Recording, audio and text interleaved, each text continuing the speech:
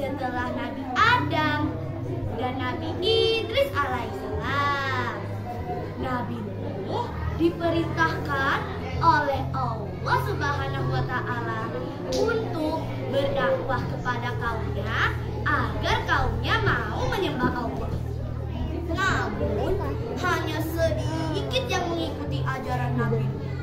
Sisanya ingkar dan tidak mau menyembah Allah.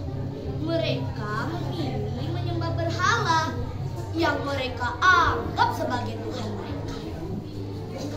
Nah, teman-teman, pada suatu hari Nabi Nuh diperintahkan oleh Allah Subhanahu wa Ta'ala untuk membangun sebuah kapal yang sangat laris.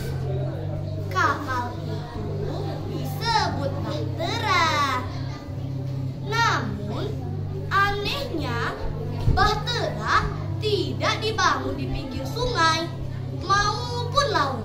Akan tetapi Bahtera dibangun di puncak bukit yang sangat tinggi. Karena hal tersebutlah Nabi Nuh menjadi bahan ejekan oleh kaumnya sendiri.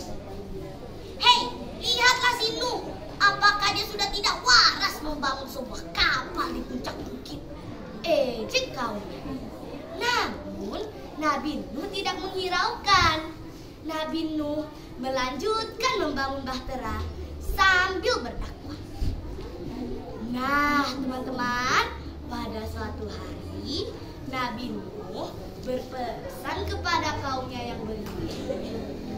Wahai kaum, jika tiba saatnya, naiklah ke Bahtera yang telah dipersiapkan. Pesan Nabi. Nah, teman-teman, semakin hari hinaan, ejekan, cacian diterima oleh Nabi Nuh. Nabi Nuh sangat sedih dan kecewa. Pada suatu malam, Nabi Nuh berdoa kepada Allah. Ya Allah, turunkanlah azab-Mu kepada kaumku yang tidak beriman kepadamu. Doa Nabi.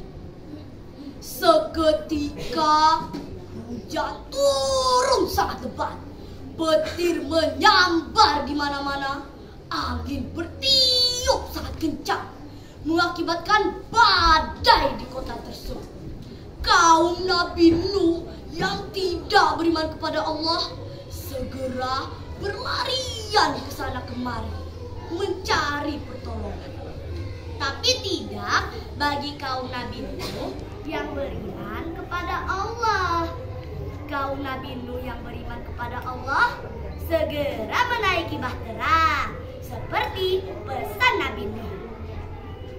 Nah, teman-teman, di tengah-tengah badai banjir tersebut, Nabi Nuh melihat anaknya yang bernama Kan'an.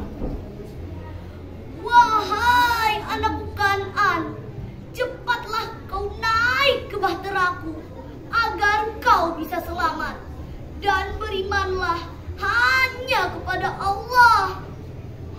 Ajak Nabi. Tidak, ayah, aku tidak mau. Aku akan segera menaiki bukit tertinggi agar aku bisa selamat. Tolak Kan'an. Seketika banjir menenggelamkan semuanya.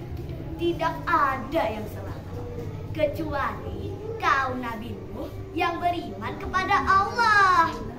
Nah, teman-teman, hikmah yang bisa kita dapat dari cerita tadi adalah yang pertama, kita harus beriman dan bertakwa hanya kepada Allah.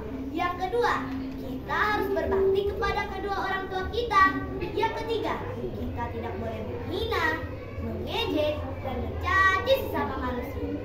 Sebelum Asmila mengakhiri cerita ini, Asmila punya pantun loh. Jalan-jalan ke kota Mekah, ingin sembahyang berlama-lama,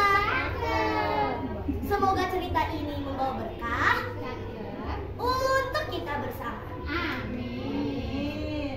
Pergi ke pasar membeli ikan, tidak lupa dicuci bersih. Cerita Nabi Nuh alaihissalam cukup sekian. Asila ucapkan terima kasih. Wabillahi taufiq wal hidayah. Wassalamualaikum warahmatullahi wabarakatuh.